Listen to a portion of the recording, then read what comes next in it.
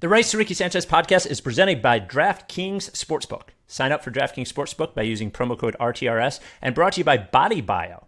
Better health through science. Get Eat-Lite and everything else for 20% off with promo code RTRS20 at bodybio.com. LL Pavorsky Jewelers, who are Rights to Ricky Sanchez listeners, go and get engaged. And Kinetic Skateboarding, get 9.1% off your first order with promo code Dave Silver. On the show today, we see our process selves, our former process selves in the Oklahoma City Thunder. Furk goes off, follows up a disaster of a game against the Grizzlies. The Sixers finally sign Anthony Tolliver after what seems like a 7-year thought that we might get Anthony Tolliver to a 10-day contract. A farewell to, is it Izzy Bredzikas? Iggy Bredzikas? I wrote Iggy, and now I'm saying Izzy. How about that? The ever-evolving George Hill arrival, and revisiting my "We Are Fucked" speech of 2018. Before Again? We had an email. Well, an emailer brought it up. He was like, "Have you guys talked about this?" But he had a good question about it. It'll be in the mailbag. Before we get going, still raising money for the Brandywine Valley SPCA with their Walk for Pause 5K. Normally, I lead everyone in fundraising, and there's this kid. Actually, her name is Izzy, and she's raised like $100 more than me, and it's driving me fucking nuts. So we have a month left. I need to be the top fundraiser. It all goes to saving dogs and cats, hundreds of them every week, homeless animals. In the post for this pod, you will see the link. Any donation, $5 helps. Help me beat this. It's like a 16-year-old girl that's beating me in fundraising. It's ridiculous. I have like 60,000 Twitter followers. What's going on here? All right, donate to that. Without any further ado, Amos and the Chef.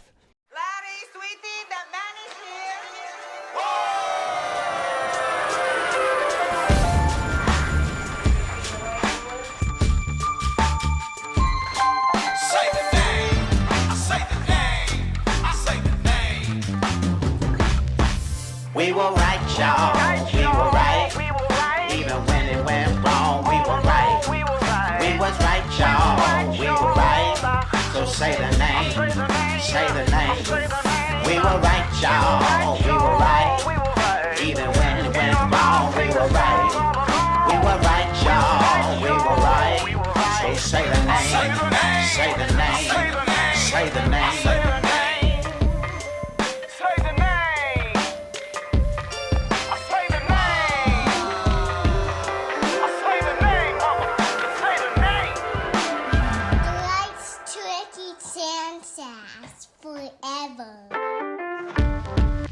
Welcome to the Rights to Ricky Sanchez podcast. I'm Spike Eskin, along with a guy who will not see one meaningful playoff minute from Iggy Bredzikas. That is Mike Levin. Anthony Tolliver. It's happening. We're going right to Anthony Tolliver. Yeah. Right to Anthony Tolliver. No, I thought that they were going to waive Bredzikas when it happened, and they kind of let him come in and maybe see him work out, which was feels like a tease. Yes. Where they're like, "Hey, look how good the vibes are. This is very cool. You could be a part of this team," and then you're gone. Beat it for an Anthony Tolliver 10-day. Yeah, it might have been like maybe we'll bring you back next year on a 2-way or into the G League system or something. But Anthony Tolliver's a nice signing. Wasn't in the league this season. Oldest Sixer. Oldest player on the team now. Yeah. Oldest Sixer. Mike Scott has definitely been up and down, and so it's good to get a little. He's well liked. He's played for 1,000 teams. He's never, you look at, I was texting with our guy Sixers Adam about it. You think about like, oh, here's a veteran presence that's just going to stabilize and be like, he probably won't play in the playoffs, but if they have to play him, it'll be, if they like him as a small ball situation with around Ben and Tobias and Matisse, then it's like, okay, we can make it work. He's never been to the second round of the playoffs.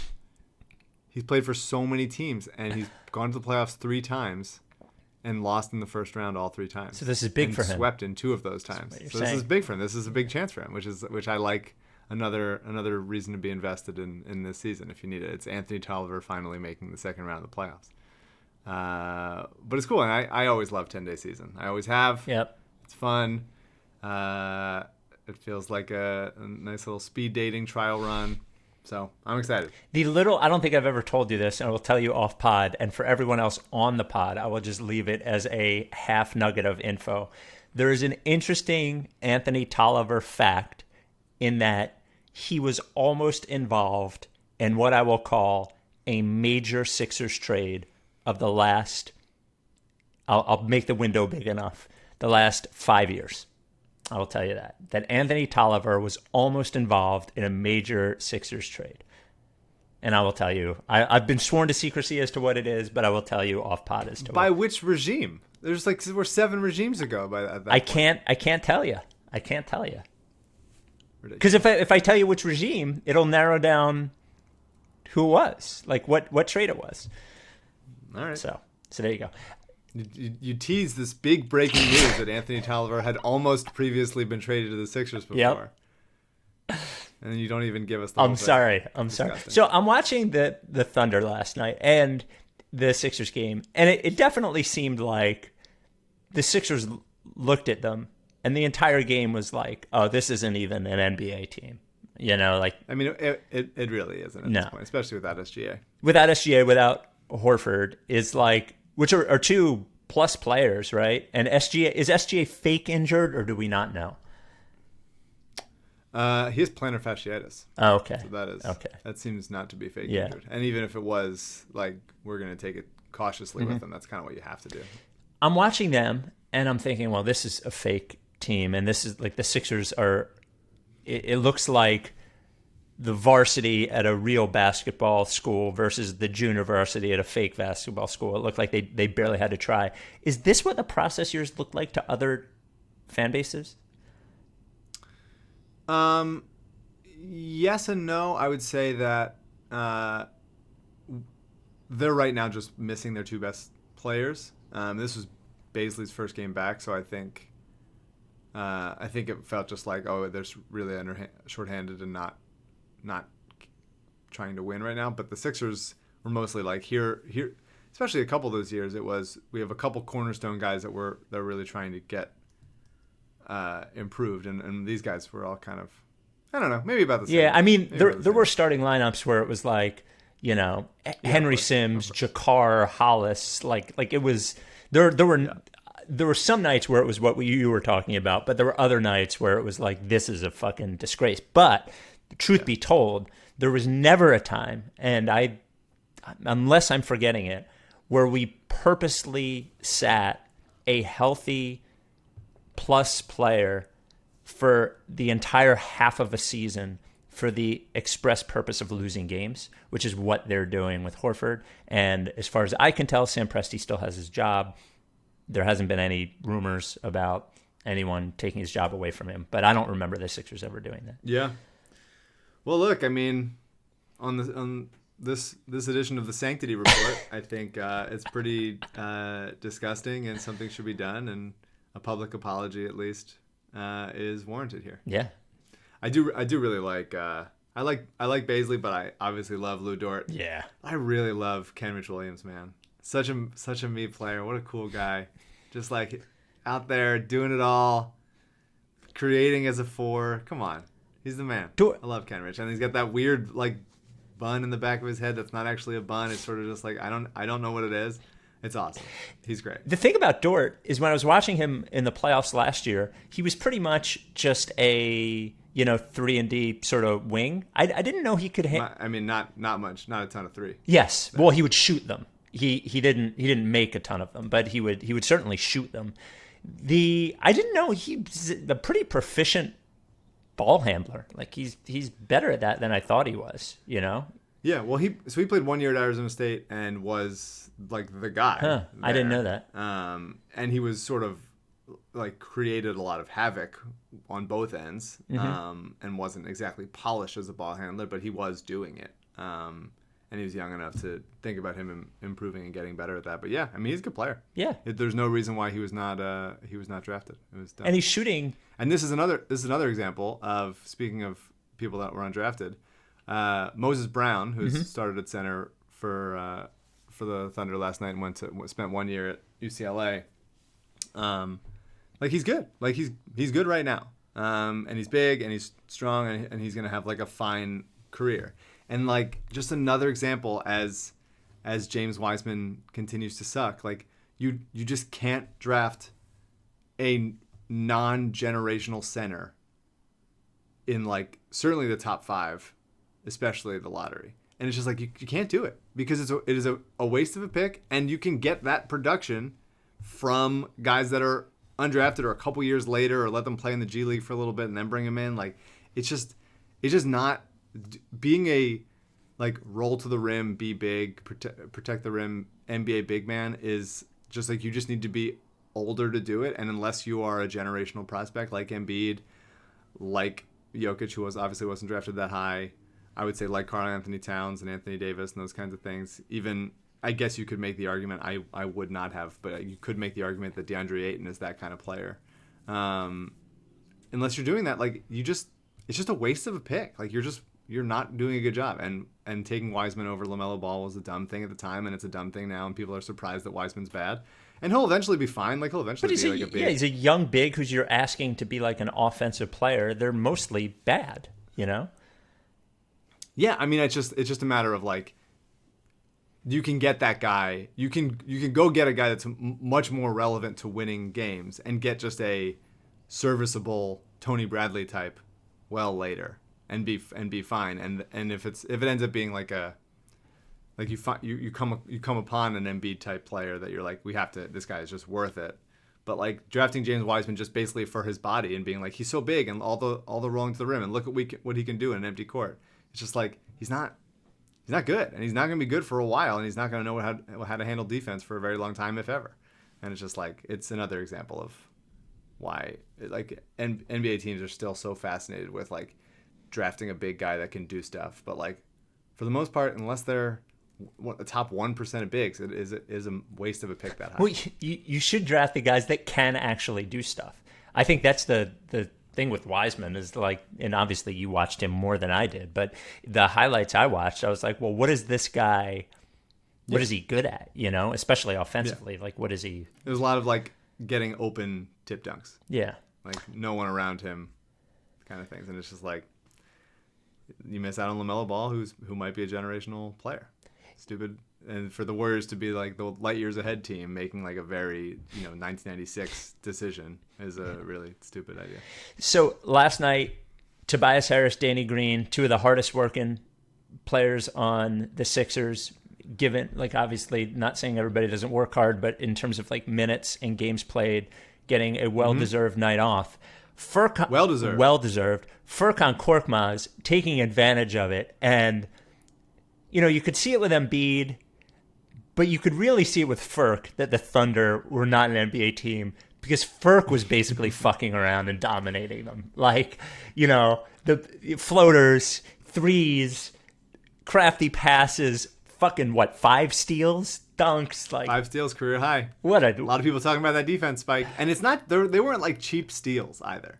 It was like he's reading the passing lanes and getting an interception. He's blowing up dribble handoffs. He's getting some pokes from behind. It was a full array. It was a full spread, a charcuterie plate of steal options there for Korkmaz. It was great. I loved it. Yeah. He had a great game on both ends. It seemed like he was, looking for a shot, having that quick release. His vision and handle, I think, was really on display in this game. How about Embiid yelling at him to shoot when he passed one of them? Which I love that. And he did shoot later that possession and missed, which is perfect. I love it. I think Korkmaz is absolutely going to be in the playoff rotation. Like, could he get roasted by like a quick guard on a switch? Absolutely. But he's improved on the defensive end enough that his shooting and his quick shooting is really valuable to this team. And I think he's earned a spot. I would agree with you. And their need for shooting makes him that much more valuable. I want to see him. I like watching him gain his confidence to do all of those other things against like Oklahoma City, because I just want in the playoffs some other team that was not scared at all of Furkan Korkmaz. I just want to see Furk go off against one of those teams. And these games are important for that. I hope he's not lacking confidence, of course, but watching the full array of Furkness, I want to see three straight threes and a floater against Brooklyn or Milwaukee. I need to see it. Yeah. You keep saying, I think, that Mike Scott is going to win us a playoff game, and I don't think that that's going to happen, although Mike did play well last night, as he feels the Anthony Tolliver train breathing down his neck. I do think Korkmaz is going to win us a playoff game. I think it's going to be a third quarter burst of like 11 points in like 4 minutes, and it's going to put the game to bed. It's going to be very. Oh, nice. I don't doubt that at all. I don't doubt that at all. My other favorite moment of the Thunder game was Dwight Howard's very obvious, very terrible backcourt violation pass, which was just like the Danny of the game. Yeah, it was definitely the Danny of the game. It's the one that you do in 2K, and as you're hitting the button, you're just like, no. He's behind there. It was just so obvious and bad. It was because he loves bringing the ball up. He loves to be like, I can do this now. Like, I've improved at this, and actually, it's actually not bad. And so he's like, all right, you're denying the ball in the backcourt. It's fine. I'll bring it up. I got it. You're in safe hands right here. I know all the right things to do. Let me just get to this spot and turn around and oh shit. Fuck. Yeah. Oh God.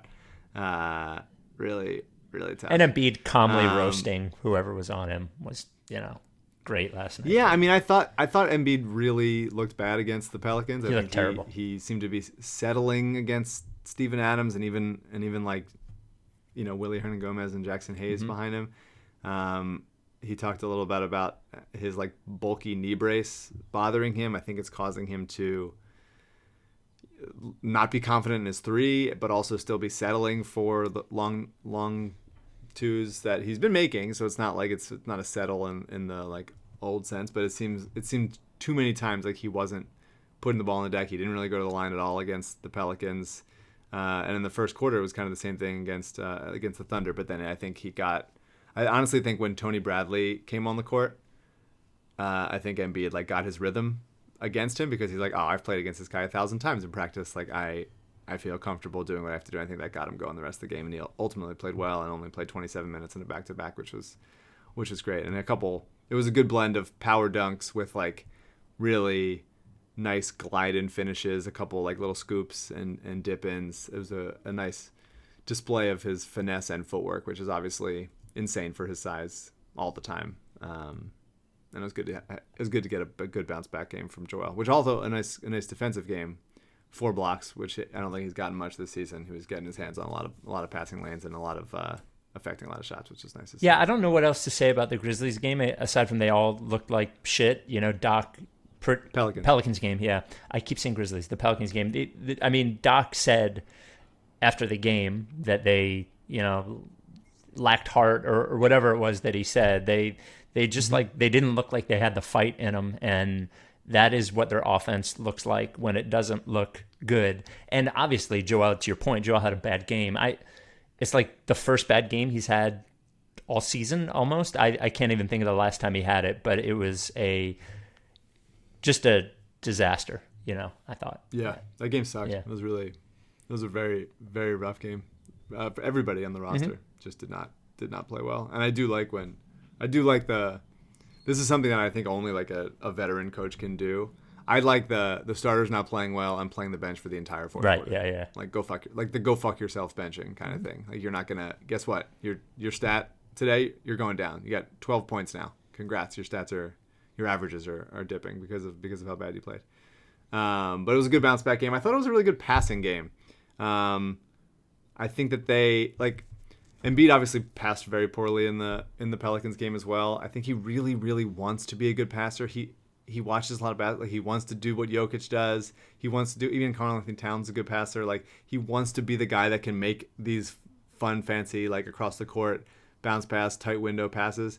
And he's just not. Like, he's just not good at it. He's never going to be a plus passer. I don't want to say never because he's obviously an incredible player and maybe he comes back one off season and he just like has it figured out. But at this point, he just hasn't been.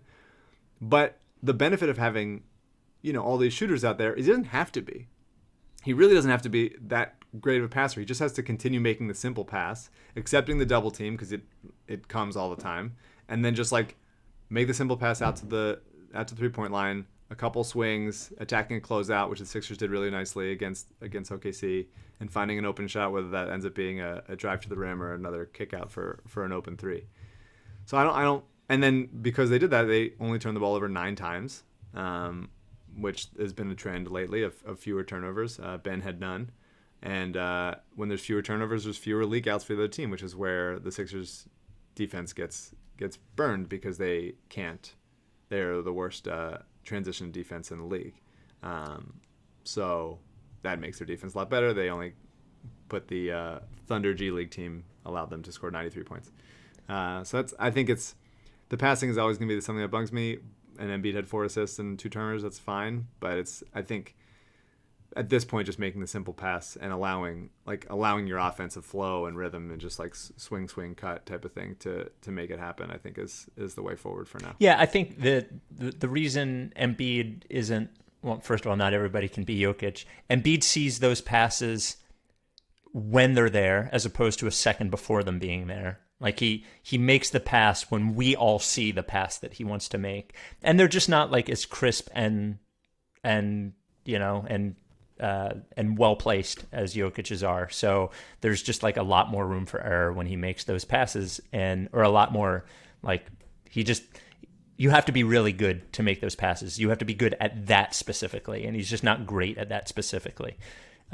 But yeah, I agree. And I think this year he's done more of making that simple pass than he ever has before, because they lead to buckets more than they ever have before. So I just hope what's going to happen in the playoffs is that teams are going to, I would think, generally aggressively double him and try to hassle him into those. And he has to just be everyone has to be very, very clear that what he's going to do when that happens is make the easy pass. And that's what he has to do. And I think they'll be fine if he does that. Yeah, and to your point, I think you made this point months ago. It's still currently the lowest turnover percentage of his career, and so just keep doing that, and hopefully, it just seems like the Sixers, when they double Joel, it becomes they essentially play a zone against the 3 guys on defense against the other 4 guys, and it seems like whether it's cutters or the correct spacing or whatever, they've never been able to get really easy buckets out of that double team. It requires them to do the simple pass and then swing as the defense tries to rotate and collapse and all that stuff. It'd be nice to see. I don't know why. Like Brett couldn't figure it out. Doc couldn't figure it out. The team around him, whatever it is, maybe it's just the personnel. Maybe it's Joel. But it just seems like when other guys get doubled that are better passing big men, which obviously doesn't happen that much in the league anymore. But when that happens, there's so many like. I think of Jokic. Like it seems like Gary Harris just gets like a really easy layup underneath the basket, and I just think it doesn't seem to ever be that for Joel. And I would love to, over the course of his career, like develop that to just be like, hey, if you double me, I'm going to get an easy bucket, not like it's going to require 6 passes to get like a sort of sidestep, Danny Green 3 or Korkmaz 3 or whatever it is. Like it'd be nice to get some easy looks out of it, and maybe that's because if Ben's just in the dunker spot and it becomes an easier defensive situation, but I'd like to see it. Well, I would imagine when, just for a moment, take Ben off the court for that, and the team around Embiid is George Hill, Seth Curry, Danny Green, Tobias Harris. It's got to be easier to make that for those things to happen if it's those 4 guys on the court. I would think. I agree with you, but with those 4 guys on the court, all of whom could hit that shot, I just think there's a little more room to run those cuts and for one guy to be 1 pass away or 2 passes away even rather than 3 or 4 passes away. Yeah, for sure. I woke up this morning and I ended up watching the game this morning, and I went to prep the pod and was looking at Twitter.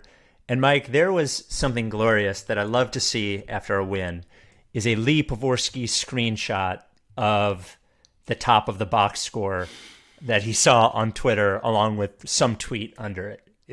That's when you know the Sixers have really won, when you see him tweeting a screenshot the next morning of the score. Yeah, that's the victory cigar. Yeah, the victory cigar is LL tweeting a screenshot of the box score. I'm actually just impressed that he can take screenshots. I wonder when that happened. Maybe that's why he does it so much. Maybe he's proud of his ability. LL Pavorsky Jewelers, our original sponsor, the first sponsor of the Ricky, and just the best screenshotter there is. It seems to be we're at a bit of a lull. We've been, I think, at 211 or 212, right, to Ricky Sanchez listeners who have purchased engagement rings from Lee for a little bit of a while. I feel like it's been a little bit since he's tweeted a new one. So I wonder if we've come to the end of anyone who listens to us who is willing to get married. Yeah, maybe. Yeah. Maybe people are we're tapped out. That's there's sort of an artificial limit, sort of plateauing. Yeah. LL Pavorsky Jewelers, as I mentioned, the original sponsor of the Ricky, and just the best. We kid. There's obviously more people that need to get engaged, and LL is the person to get the ring from. There's a reason that store has been there, LL Pavorsky Jewelers, sitting there at 707 Walnut for more than 30 years. It is because it's in a very bad neighborhood and no, I'm just kidding. It's because he's done such a great job and he continues to do a great job and he takes care of all of our listeners. And I've mentioned this a bunch of times, but somebody had sent me a DM asking me the question, like, he will, as far as price, he will, whatever your price range is, Lee will take care of you. He treats everyone like a $1 million customer. Do not worry if you want to spend $1,500 on an engagement ring. Anywhere from $1,000 to $100,000, he's going to take the same great care of you. One-on-one service, appointment only. Whether it's in person, whether it's online, make an appointment with Lee and he'll take care of you. 215-627-2252 is the phone number. If you want to email him to make an appointment, lee@llpavorsky.com. If you want to check out his Twitter with the screenshots, it's at LL Pavorsky. Of course, supporting our charities, the Providence Animal Center and Coded by Kids, just for years. LL Pavorsky Jewelers. Hassling the preteen children of other listeners to grow up and get engaged already. I thought it was nice to see. I love watching Ben and Joel look for each other because in past years it just hasn't happened as much. It became this is a Ben possession, this is an Embiid possession, and I think this season is the most.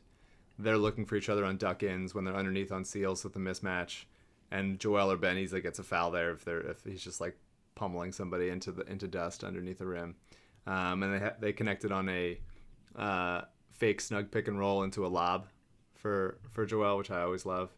It feels like they genuinely enjoy doing that too. They're always big smiles after that kind of thing, which is nice. And it was nice to see 3 Ben Simmons jumpers in this game. All off the dribble, he made 2 of them. I didn't he's always fading. He's never just going up straight up. It's always a little fading situation, but that's how he's comfortable shooting.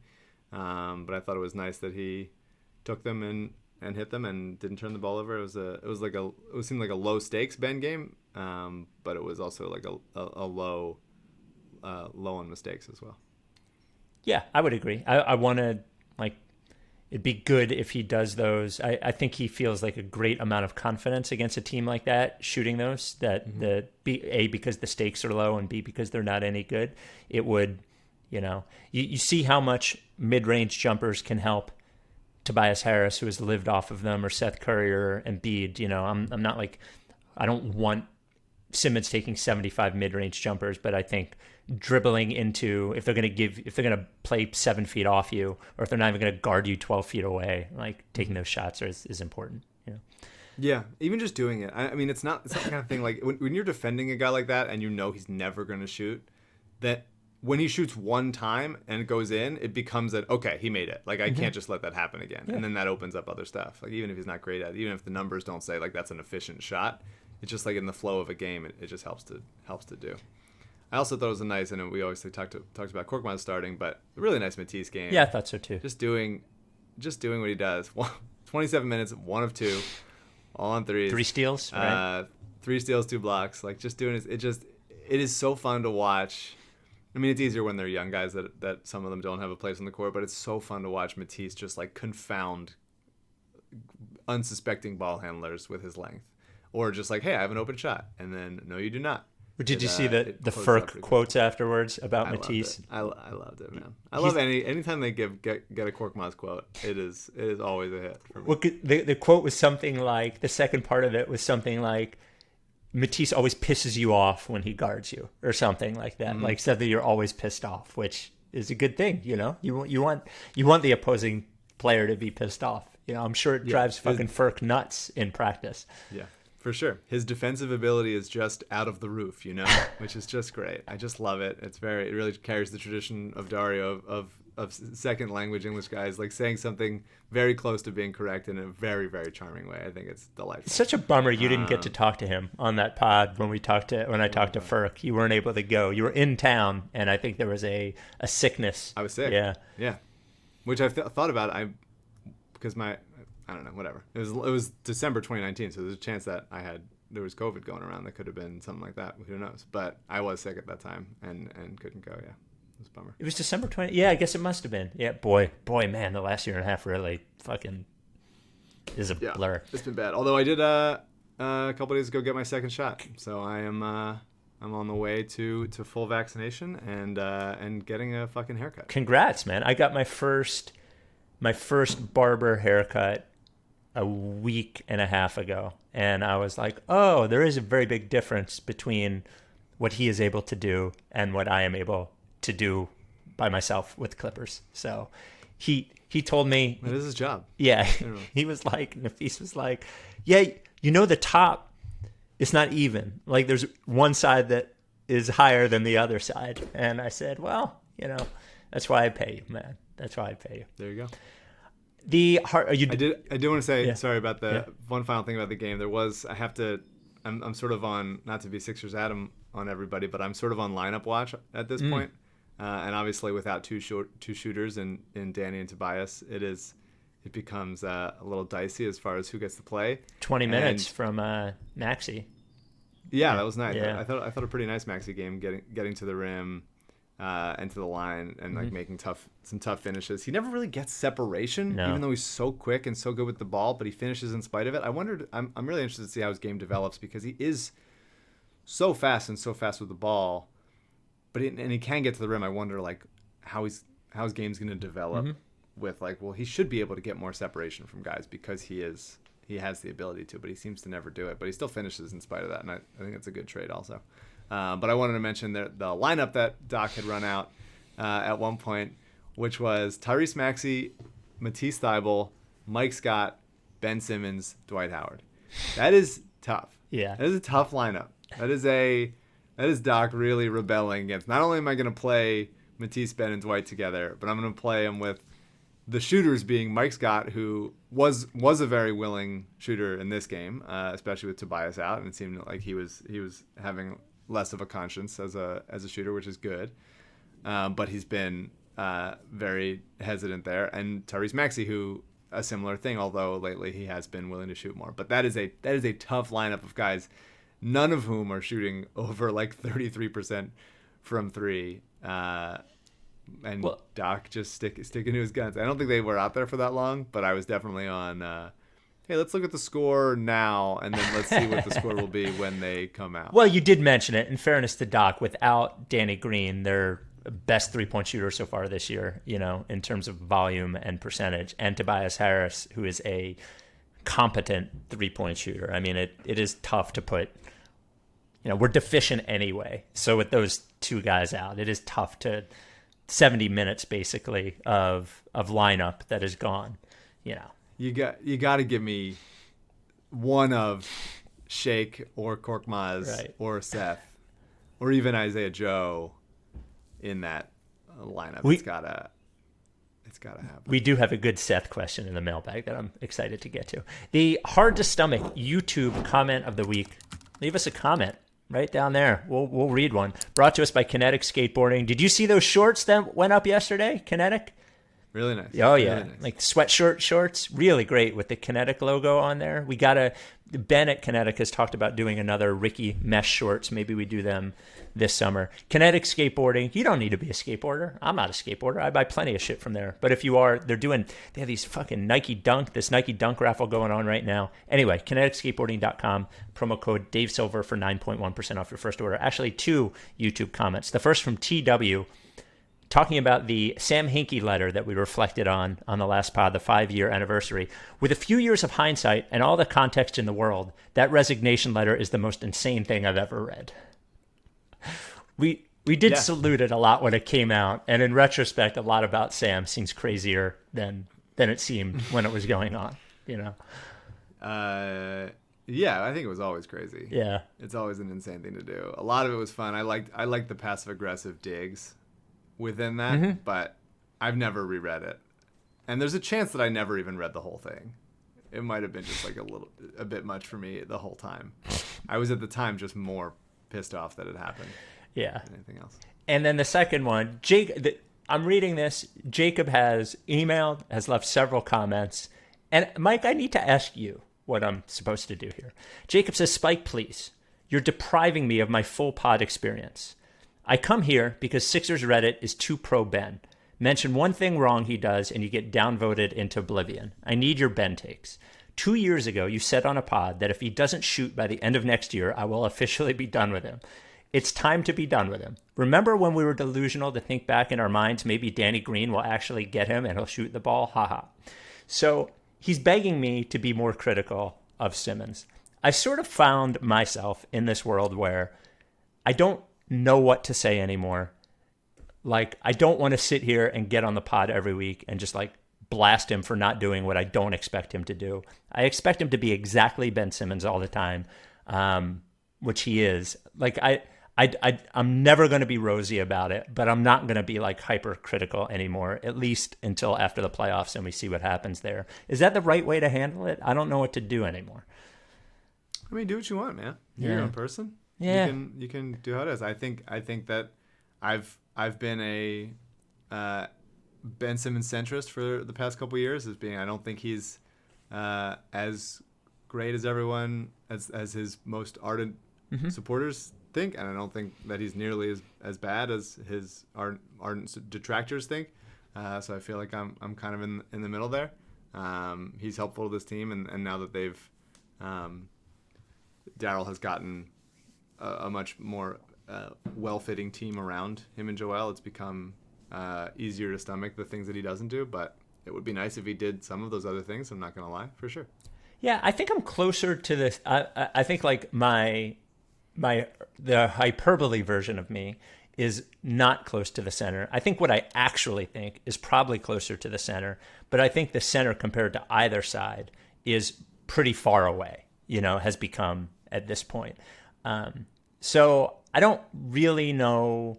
Yeah, I don't even really know what I think anymore. That's fair. I do agree with you that your offensive game should grow if you're going to be that position. If you're going to be if your usage is going to be 20 or 25%, it just should, and it hasn't. And I think that is frustrating for me. But what I won't say, like what I will accept him as, is the player that he can be, that is good. What I won't accept is like the notion that your lead ball handler doesn't need to like shoot or get to the line and still be effective. It's just impossible. Like I that's where I am on it. So I'm sorry, Jacob. Wait till after the playoffs are over. Maybe you'll get the guy that you want. I don't want to bum people out by like just ripping the guy every time either. So there has never been a year, I don't think, in my life, in my 44 years, where taking care of yourself, health, your body has been more in focus than this past year. Wouldn't you say, right? I mean, looking at how healthy we are, right? Well, certainly not for me. Yeah. Not a chance. Your health is super important. Body Bio. So Body Bio, I know you think about supplement companies, big hulking supplement companies. It's not Body Bio. Body Bio is a family-owned business. And why is that important? Well, it's important because as science evolves, which it does quickly, as like what we know about your health evolves, which it does quickly, they are small enough to where they can pivot. They can change the formulas on things. They can realize that this is important or that is important. That's Body Bio, right? BodyBio.com. Ricky listeners, Mike, Ricky listener. I don't think Jess is a Ricky listener, but we'll make her one. Anyway, one of the things about your health that is super important is being hydrated, right? And it's not just, I mentioned the problem that I had that Elite from Body Bio solved, was I got cramps in my feet and my legs all the time. What happened when I was driving, what happened when I was podcasting, all the time. It was because I wasn't hydrated properly. But the amount of it's really hydration and sleep are so important. Hydration, sleep, your gut, those are all so important. Being properly hydrated will affect how much energy you have. It will affect how healthy you are. All of these things. Get Elite. All you do is you take a capful of it, you put it in whatever you drink. In my case, it's either Spindrift or water. You do it in the morning, at night, and it will make sure that you're balanced the right way. Now, you may say, I see these drinks, when I go into Wawa or the gas station they're purple, they're orange. They say they have electrolytes. It's true, they do. But they also have sugar. They also have artificial colors and flavors. Elite doesn't have any of that stuff. It is just what you need to make sure that your hydration is on point. Potassium, magnesium, sodium. No sugar, no flavor, no flavorings, none of that stuff. Get Elite. Try it. 20% off Elite at Body Bio and everything on the Body Bio website with promo code RTRS20. I've heard from a bunch of Ricky listeners so far. One dude always got cramps after spin class, started with Elite. No more. Just a little bit every day. 20% off. Just give it a try. I promise you it'll work. I promise. And while you're at the Body Bio site, see the other stuff they offer, which we'll get into as the months evolve. Bodybio.com, promo code RTRS20. Back to the Ricky. Yeah, I mean, I do think his game has improved. It just hasn't improved consistently for a long stretch of time. I think that he has added things to his game that, his free throw rate has gone up every year, and this year is significantly his highest free throw rate. And I think that he's done more in the half court and shown more that he can do than he has in previous years. But not enough, not as often as I want it to be, and it would open things up a lot nicely if he could do more of those things. And there's definitely no doubt about that. He's had a couple stretches, really bad stretches of this year, with one really great stretch. So it's hard to know. He's always going to be somewhere in between that, I think, until he really takes his game to the next level. Free throw rate is a tricky stat too, because I believe it's it's based on the percentage of shots you take, and his shots per game are the lowest of his career. So he's at 5.4 free throws a game, and he was at 5.2 last year. So it is his highest free throw rate, but he's shooting the same percentage from the line, and it's less than a half of one more free throw per game. So in fewer minutes, though. Let's if we're parsing, and which I always will parse. He is playing fewer minutes, which I also obviously like. Yeah, for sure. Here I am in the middle. Yeah. So we talked about Anthony Tolliver already. We talked about Iggy Brazdeikis gone. George Hill did speak. The one thing he said was he reiterated sort of what Doc Rivers had said about taking it slow. He said, "Oh, I will definitely be back for the playoffs." And I'm like, well, that is not a ringing. That doesn't inspire a ton of confidence. If you knew, Mike, if you were the general manager, and you knew that Hill wouldn't be back until the playoffs or close to it, would you have traded more to go in a different direction? And I don't know that I don't even know what that is, and I don't know that it means you go all in for Lowry or whatever. But this kind of sucks that he's not playing at all, I think.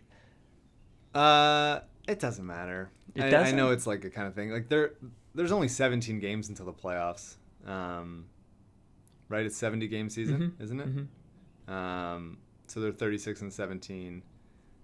And so I think if he plays in the last 10 games of the season, 8 games of the season to get some rhythm with the guys, then I think it's probably fine. I think it is bizarre that every Sixers mid-season acquisition has to go through some, deal with the devil or some sort of sphinx in a maze or something that you have to answer 3 questions and sacrifice one part of your body in order to play past to keep going and pass it. But I think that it will fit seamlessly, and because he is a veteran that has played in these kinds of situations before and knows exactly what his role is, I do think it won't take long to sort of blend in and stuff. But it is, it is surreal that it continues to happen. I can't wait to see what the thing is next year that happens to the guy we trade for at the trade deadline that prevents him from playing right away. Yeah. Whether it's nice. GR3 Alec Burks getting lost or George Hill's injury all of a sudden taking much longer to heal from than we had actually believed. Yeah. It's curious. I think this is all kind of comeuppance for Dario coming over when there was a coup. Yes. And I think that we sort of benefited from something there, and then we will be paying for it for years to come. The Lorenzo Brown. Oh, go ahead. I was gonna say, speaking of Dario, the Suns look great, and the Sixers have will play the Suns pretty soon. They have a very tough stretch coming up, and then the rest of their season is very easy. Yeah, the last 7 games are pretty easy, I think. Mavericks, Nets, Clippers, Warriors, Dario's Suns, and then 2 road games against the Bucks in a row. That is a tough stretch right there. Mm-hmm. If they can hover around 500 in those 7 games, if they go 3-4 or 4-3, that's kind of fine. I would like to go 4-3. I think they should go 4-3. Win one of the Bucks games, beat the Mavericks, win one of the Nets or Clippers, and win one of the Warriors or Suns. I would feel okay. 4-3 sounds fine to that. We lost to the Suns already, right? Yeah. I think the Sixers will beat the Suns. That'll be my prediction. Good team though, playing great, unbelievable. Sure. Lorenzo Brown. It's gonna be a really good playoffs. I'm very excited for the playoffs. I think so because it's been a shitty regular season. It's just like everybody's playing for the playoffs. It's just like it's the most mailed in regular season in history, and I miss it because I like the regular season, but it's just been a bad regular season, predictably, but it's been a bad regular season. So I'm my fingers are crossed. Not for the Sixers. The Sixers has been a great regular season. Right.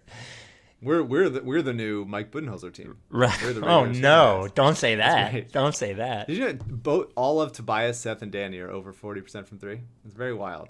It's pretty surreal that it's happening, and I'm concerned that the bottom's going to fall off at some point. But it's nice for now. Well, hopefully it doesn't happen after May 9th or whenever the playoff starts. Yeah.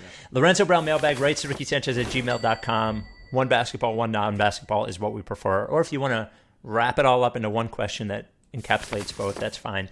This comes from Chris. In the wake of the Sixers' domination of the rebuilding Celtics, I couldn't help but revisit the infamous We Are Fucked segment from just after the 2018 playoffs. Since the release of the segment, the Sixers have had some devastatingly awful outcomes, both directly and indirectly.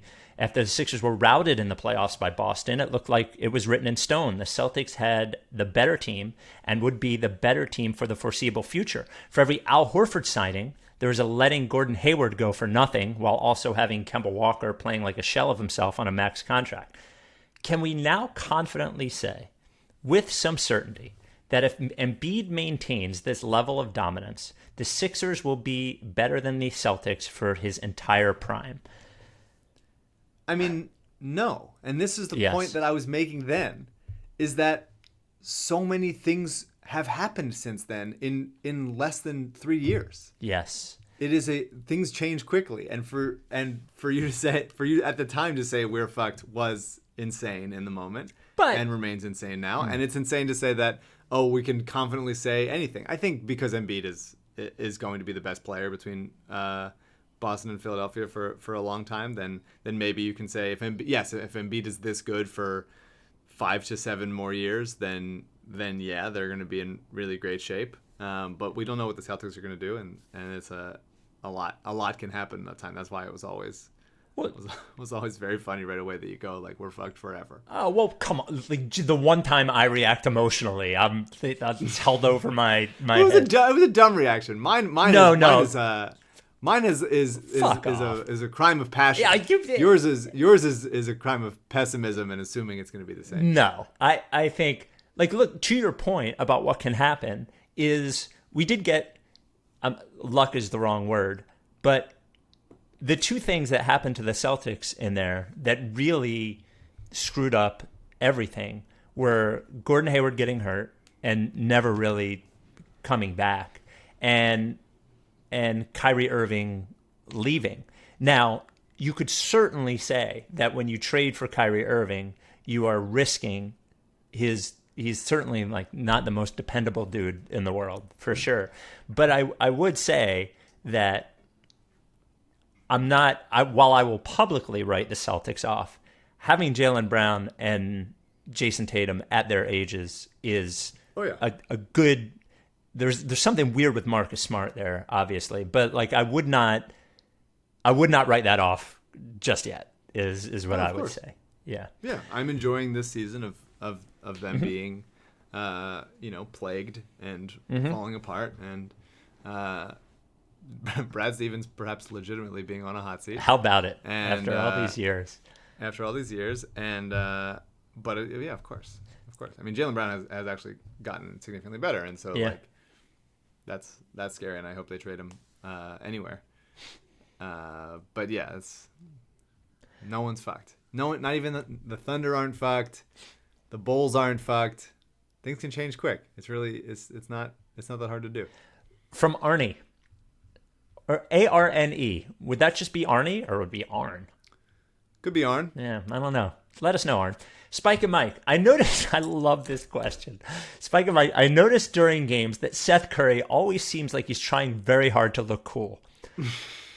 I am a fan of his, and I don't mean this disparagingly, but he always has a swagger that seems a bit forced, like he has a fake limp. Is it possible that Curry could vastly improve his defense by not trying so hard to look so cool while defending?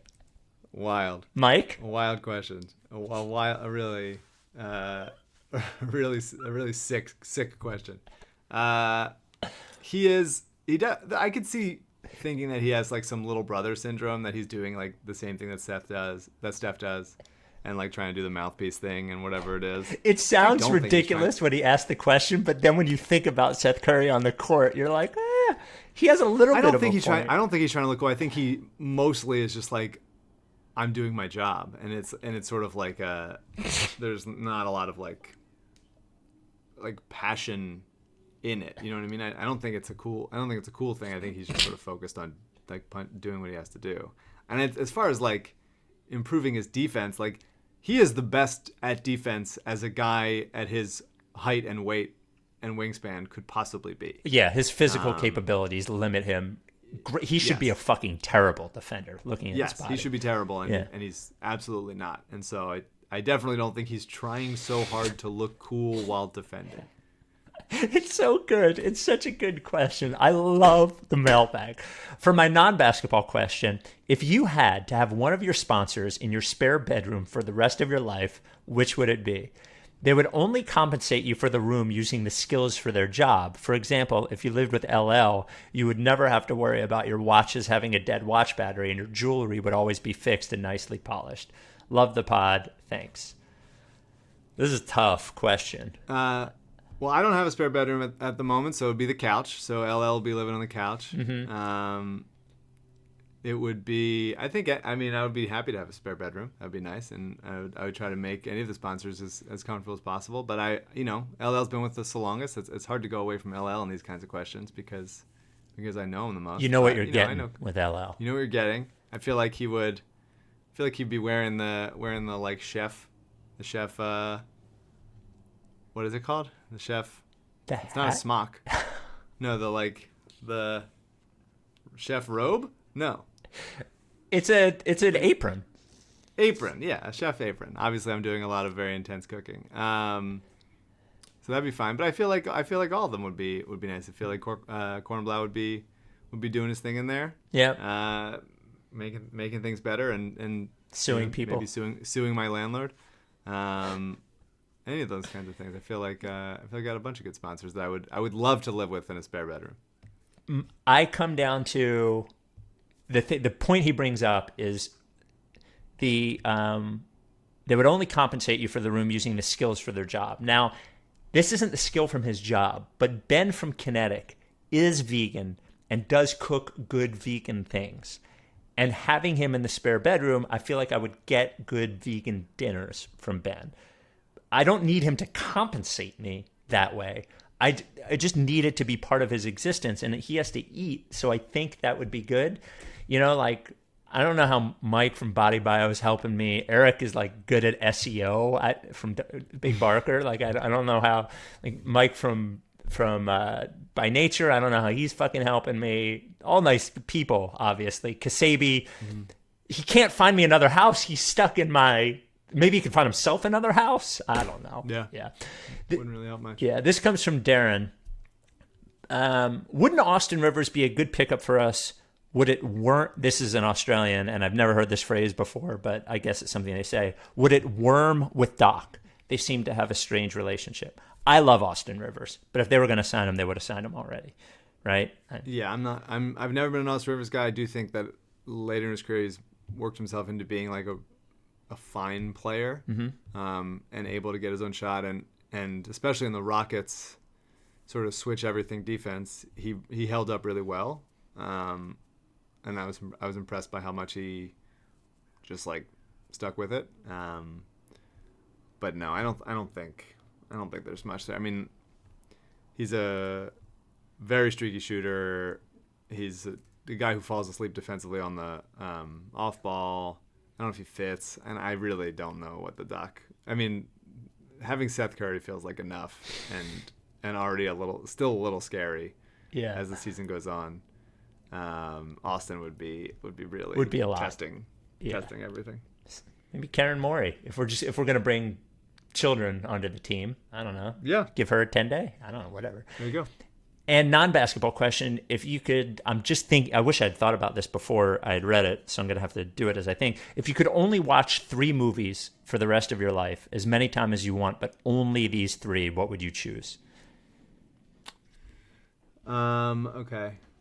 I would probably say. Let me look for a quick second. There's a rewatchable quality to movies that are not my favorite movies all the time, but I would probably say I'm going to cheat and say Lord of the Rings, which I watch every Christmas as a regular situation over the Christmas break. I would say. I have a third one that I'm excited to say. I'd probably say Groundhog Day as an option there, and then I would say there's some irony in that selection too. You know? Yeah, for sure. Yeah. And then I would say Blue Streak with Martin Lawrence. I've watched that movie 1 billion times, and it's always good. I love it. So those are my 3. Yeah, so I agree. I think of the 3, the only one that I would put as one of my favorites is A Ghost Story. It is a very depressing movie to have for the rest of my life, but I really do love it. I love that movie so much, so I'd pick A Ghost Story. Watching it over and over again. Yeah. Repeatedly. I would pick Superbad, which is not one of my 5 favorite, but I will watch it every time it's on. Or actually, Superbad out, get him to the Greek in. So I'd pick A Ghost Story, get him to the Greek, and I would pick either Notting Hill or The Mexican. Those are very different movies. Well, I like Notting Hill. They're both rom-coms in some way. They're both about relationships in some way. Mexican, Julia Roberts and Brad Pitt, and Notting Hill, Julia Roberts and Hugh Grant, right? I love Notting Hill. Mm-hmm. I'd probably settle on Notting Hill, I think, of the 2. Okay.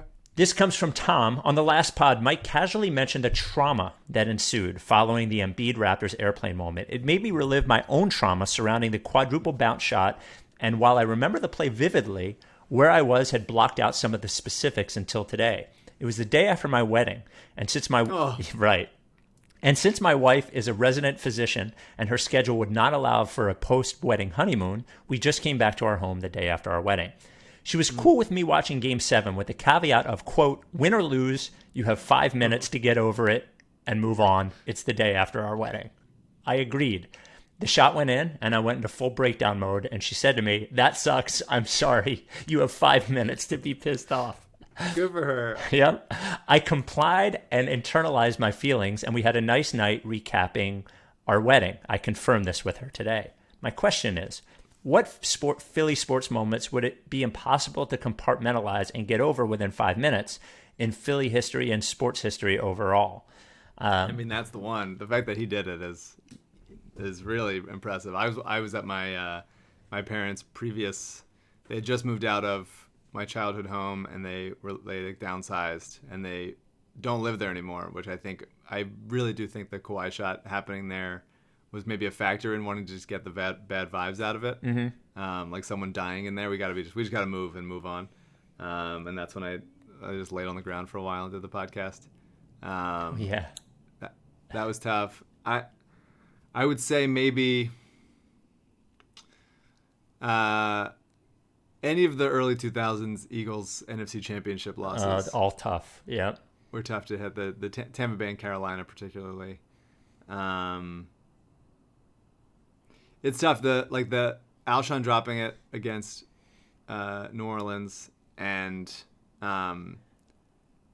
Pedro throwing a high fastball on an 0-2 count to Hideki Matsui.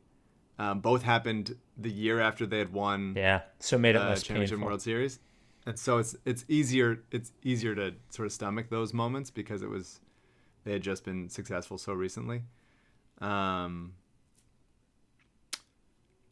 mean, yeah, Iguodala getting locked up by Tayshaun Prince in what seemed to be every Pistons series every year of my teen years was pretty brutal, and I definitely broke a few cabinets in my room at that time when I was 12 or whatever. Punched a few doors and stuff, so that was tough. I've never been able to. If you ask Alyssa, I've never been good at getting over anything very quickly.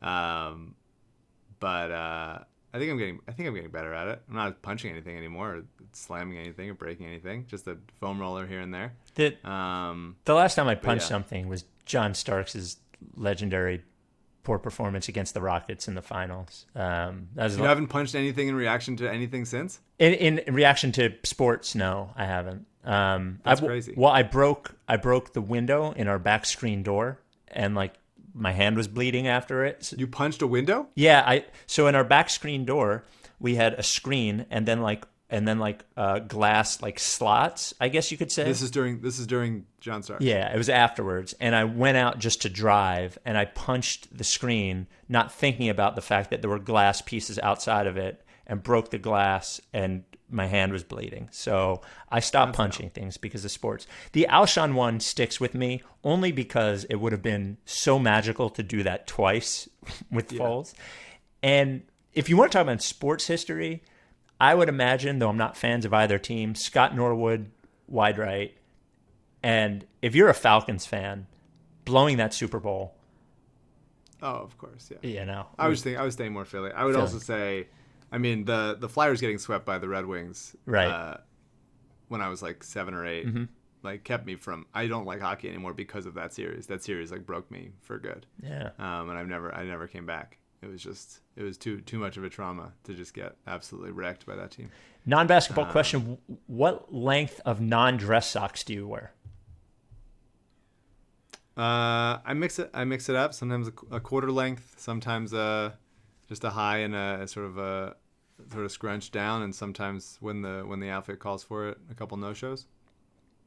I'm totally with you. The socks that I like now that I didn't think I used to like are the length that does go over the calf. My mom got me these, is Bonobos or Bonobos? I don't know the name of it. Or no, Bombas socks with Sesame Street characters on them. And they're pretty high, but they're awfully comfortable. And Stance socks. Our friend, or I don't know if you're friends with Svi, but Svi Tversky used to work at Stance, used to send me a bunch of stuff. And if they're good socks, I'm okay with them being high. I like Stance. Yeah, good socks. I wear those. 2 more. One from John.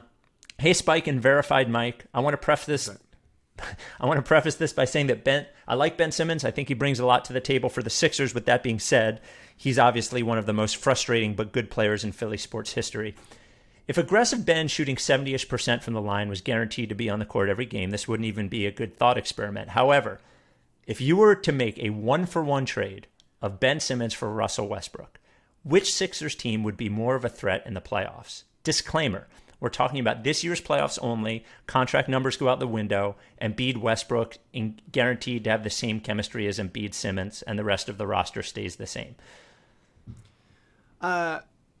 No. I mean, absolutely not. Russell Westbrook is not a good player at this point in his career. And like the stuff that Ben doesn't do is absolutely frustrating. I'm not going to say that Ben is not like an occasionally very frustrating player to watch and root for, but it is an almost entirely different experience because Ben is, I'd rather Ben be passive and swing the ball to try to find a better shot for, a better shooter than Westbrook, who like commandeers possessions and,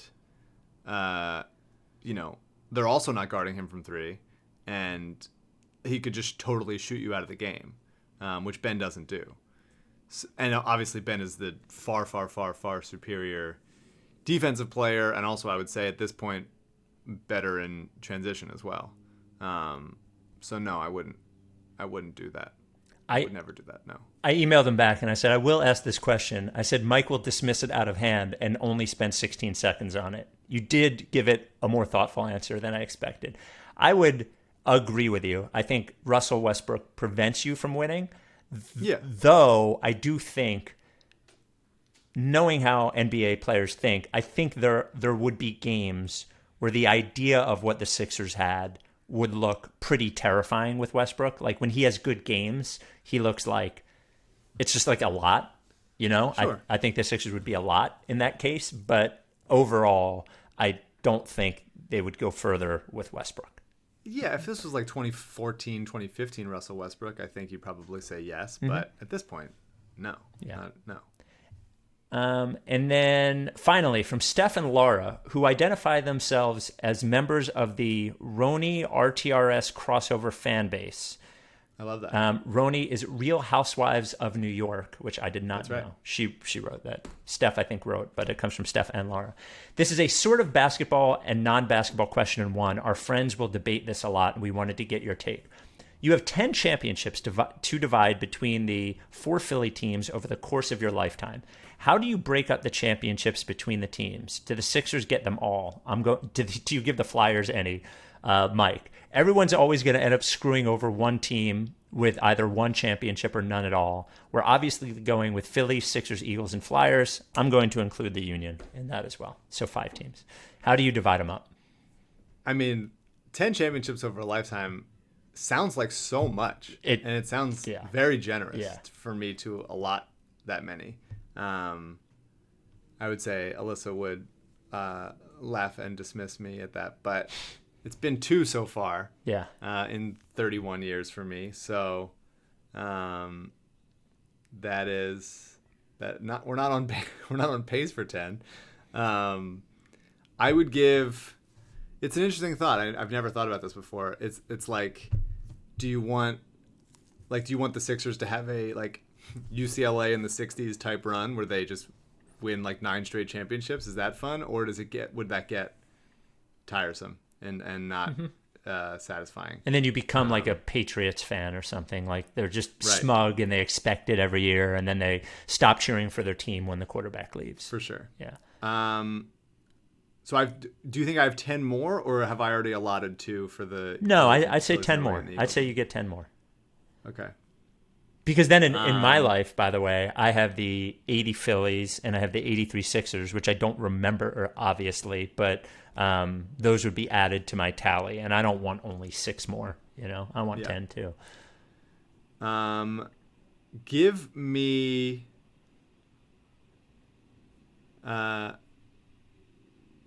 Give me 4 Sixers, 3 Phillies, 2 Eagles, and I'll throw the Flyers a bone. Flyers get 1. No Union. I couldn't even say a single fact about the Union. Well, you would be able to say they had a championship. I guess so. I guess that's right. I think the balance between winning and not winning makes sports more interesting for all the teams. And I can tell you this, and maybe my perspective is a little warped because of managing WIP, but after the Eagles Super Bowl, for like the 2 years afterwards, everything just seemed less interesting. The draft was less interesting. It was fun, but it was just like less interesting. So I know this is a boring thing. I would give all 5 teams 2 championships each, and I would stagger them. And I think that would keep me both happy, but also a perfect amount of Philadelphia unhappy, which I think you need, and it makes it more fun. Yeah, for sure. It is a weird combination of like, I want my teams to win, obviously, but I also don't want to become a person that their teams always win. Yep. Because then I think that changes. Like, you know what I mean? Like, it's a very odd. Fandom is a very, very odd thing. And I will say, just because they've called out Real Housewives of New York, I am on the final season of Real Housewives of New York right now. We've went through it the whole pandemic, and the next season of Real Housewives starts relatively soon, so I will be caught up for the new season. So this is very exciting for me, and I'm considering starting Beverly Hills after that. Oh, so good for that's you. Just a little Real Housewives update from me. Good for you. What did I start watching? Wormwood. Have you ever seen that show? No. Oh, it's a. Sounds like you made it up. No, it's like a half docu-series and a half like half acted about a guy who found out, a guy whose father died when he was a child. He was like 8. By the government apologized to him and said that he either accidentally fell out this 10th-story window of a hotel or was thrown out. And they never knew what happened. And he found out later, as the president apologized to him, that he was part of a military experiment where they gave people LSD to see how they would react to it. And the guy on LSD jumped out the window, and he found out that about his father like years later. So it's interesting, I guess. Weird. Certainly not Real Housewives, but no, it's not. Yeah. I haven't watched anything new in so long. I'm just rewatching stuff I've watched. I don't know, my anxiety or brain or whatever just like is craving like just some familiar stuff. Familiarity or something. I don't know. So I'm just mainlining Real Housewives and having a blast. It is a very, very fun show, and it's hilarious. And I think it's straight up sexism that people don't realize that it's really, really fucking funny. Like, it's so funny. It's the funniest show ever. And also, we're watching Young Rock because we were waiting on a season 2 renewal, which would help my life significantly. Oh, it's going to be watching renewed, Young right? Rock It's doing well, right? It's doing well, but there haven't been a renewal yet, so keep watching it. Hulu on demand, NBC, whatever. Tuesday nights. It's a fun show. The last episode was a very, very 80s action comedy sort of spoof in a Stallone Schwarzenegger situation. It was a really fun, like, kind of nonsense episode that was really, really well made and fun to watch. So I'd recommend that for sure. Cool. Watch Young Rock. We will talk to you later this week. Keep winning. We're not fucked. We're not fucked. As of now, until we are. Not fucked until 17 more games of regular season before we go playoff mode, sicko mode. We have something exciting to do for you during the playoffs, by the way. Actually, we have several exciting things. Yeah, so that'll be fun. Yeah.